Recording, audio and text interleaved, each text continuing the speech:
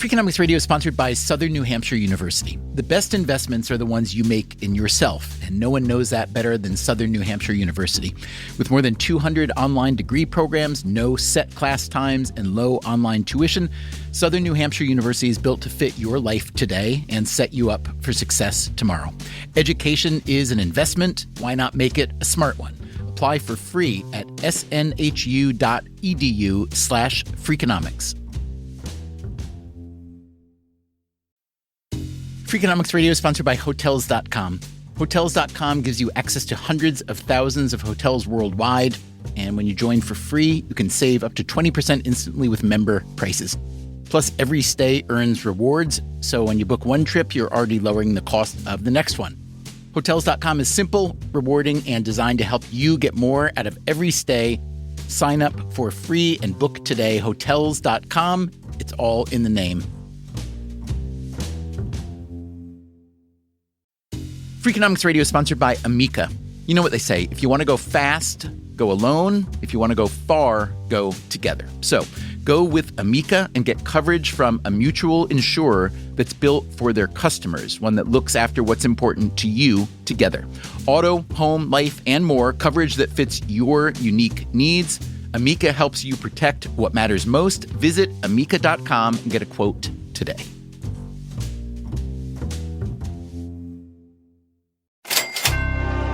From APM, American Public Media, and WNYC,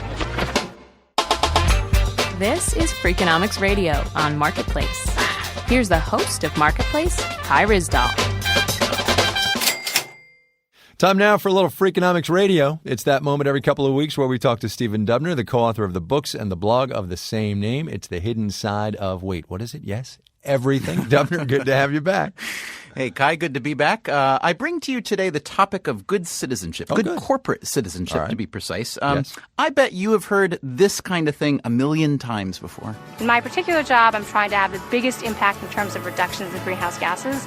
And so I get to think of places that have nothing to do with Google's core business, but where we can really have a big impact in reducing greenhouse gases. Yeah, okay. Hey, no, not really. Haven't heard that, but okay. Well, that's a Google promotional video, Yes. the kind of thing that you see more and more these days, and where firms talk about their high level of corporate social responsibility, or CSR, Yep. which I'm guessing you have heard of, yeah? Oh, yeah, sustainability. Come on, that's what we do. There you go. So I'm here to tell you today, Kai, that some companies who tout their high CSR are not being 100% sincere all the time. I Can you am believe that? shocked to find out there's gambling going on. Now, I want you to listen to Georg Kell, who is executive director of the United Nations Global Compact, which promotes good corporate citizenship, Okay. particularly sustainability. Very well. Well, if you were to ask me the global 1,000 corporations, how many of them are sincere and seriously about sustainability and long-term value creation? Our own implementation survey and others done by other leading think tanks will probably suggest we are probably at 15%. No, come on. That's scandalous, It's a low number. 15%. It's not a high number, yeah. So the way it worked, Kell's group signed up about 7,000 companies, and the UN's list of good corporate behaviors includes not only sustainability, but practicing human rights, good human rights, and fighting corruption. Here's Kell again. All right. And it's by and large working, except that roughly half of our participants who joined actually don't live up to that. So they either they lose the focus or they don't have the dedication to continue that pathway. And unfortunately, we have to expel them. Wow, they throw them out.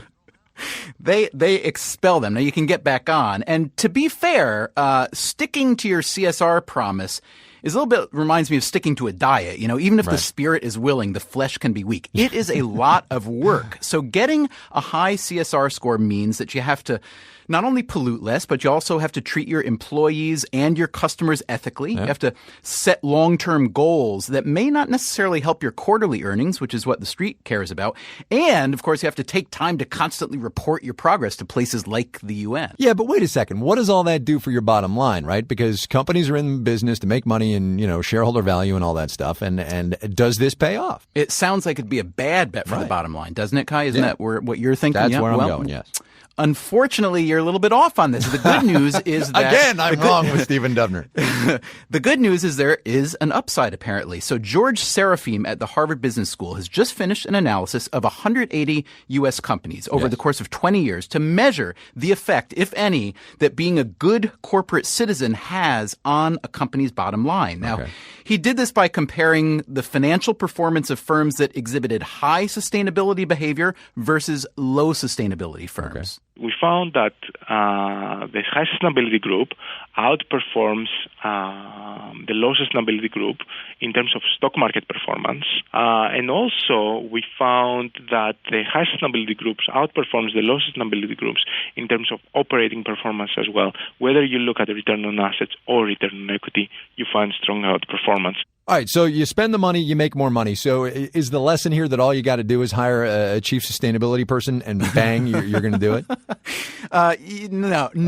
No more than if I buy a scale, I start to lose weight automatically, right? In fact, you have to be careful interpreting the findings of Serafim's study. It may be that being a good corporate citizen is good for business in the long run, or it may be that the kind of company that's more likely to be a good citizen in the first place is also more likely to be a profitable company. Whichever direction the arrow is pointing, however, which we don't really know yet, it does look like at least one truism in the business world is actually true, which is that you really can do well by doing good. There you go. Stephen Dubner, Freakonomics.com is the website. We'll see you in a couple of weeks. Thanks, Kai. Yeah, man.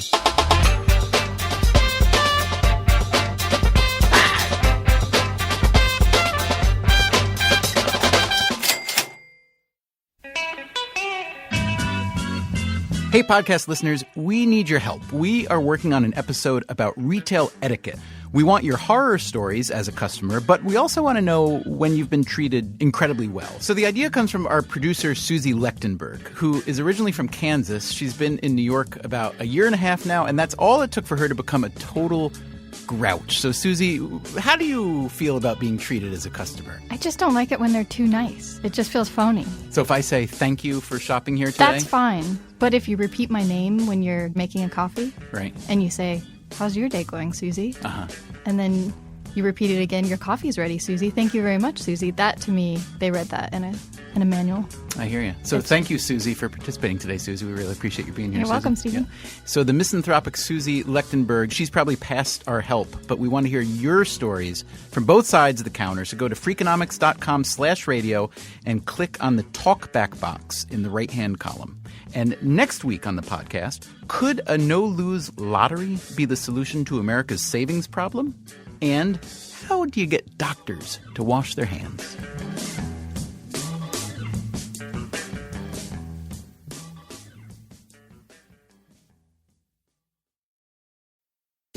Freakonomics Radio is sponsored by Vitamix. According to the LA Times, the average American home contains 300,000 items, including a staggering number of appliances.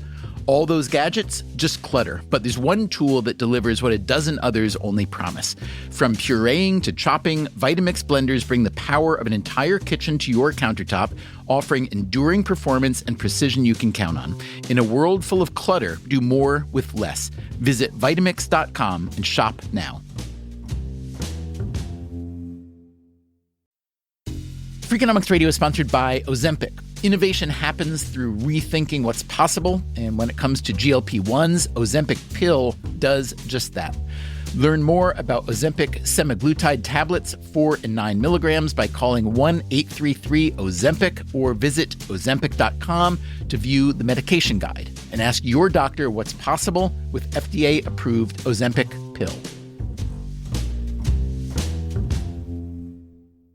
Hi, I'm Angie Hicks, co-founder of Angie. One thing I've learned is that you buy a house, but you make it a home. For decades, Angie's helped millions of homeowners hire skilled pros for the projects that matter. Angie, the one you trust to find the ones you trust. Find a pro for your project at Angie.com.